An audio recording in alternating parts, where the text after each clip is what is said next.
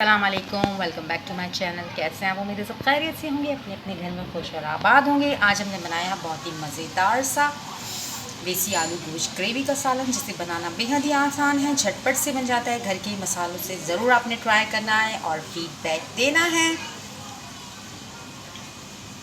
बहुत ही मज़ेदार और टेस्टी बनता है शोरबे वाला ये मज़ेदार सा सालन। ज़रूर ट्राई कीजिएगा, मुझे फीडबैक देना मत भूलिएगा। बनाने जा रहे हैं बहुत ही मज़ेदार सा टेस्टी देसी आलू गोश्त। इसे बनाना बेहद ही आसान है।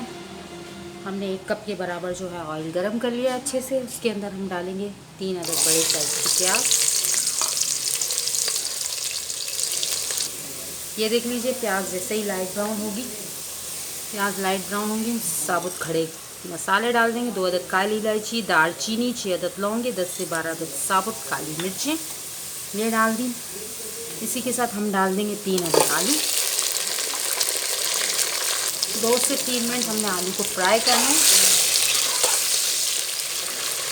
इसमें हम डालेंगे 2 खाने के चम्मच भरकर अदरक लहसुन का पेस्ट।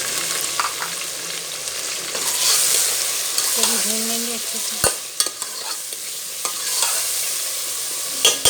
2 से 3 मिनट अच्छे से भून लेना है हमने। फिर हमने डाल देना है 750 ग्राम मीट ले लिया है हमने। अदरक लहसुन का पेस्ट, ग्रीन चिली डालकर हम उसको बॉयल करके गला लिया है। नमक डालकर वो डाल दिया। इसको भी हम 4 से 5 मिनट लहसुन अदरक में भूनेंगे।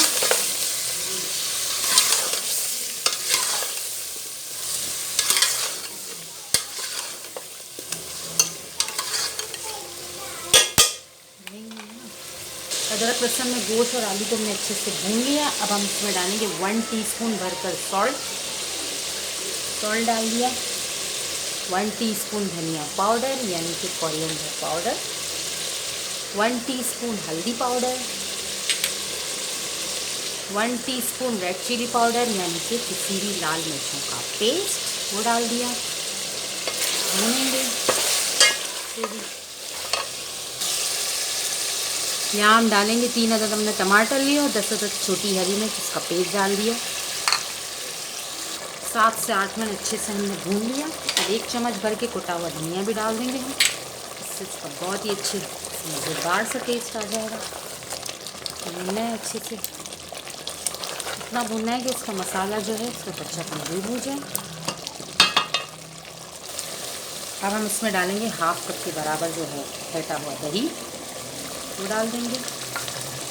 अब हम इसमें डालेंगे 1/2 टीस्पून जो पिसा हुआ गरम मसाला डाल देंगे और इसी के साथ बची हुई यखनी डाल देंगे और उसको पकने के लिए छोड़ देंगे 20 मिनट्स के लिए, ताकि आलू गल जाए। गोश्त हमारा पहले से ही गला है। फिर डिश आउट करके दिखाते हैं आपको। ये देख लीजिए, मज़ेदार सा हमारा देसी आलू गोश्त ग्रेवी जो है वो रेडी हो गया। आलू भी हमारे गल गए। सर्व करके आपको दिखाते हैं मज़ेदार सा ये आलू गोश्त ग्रेवी की रेसिपी।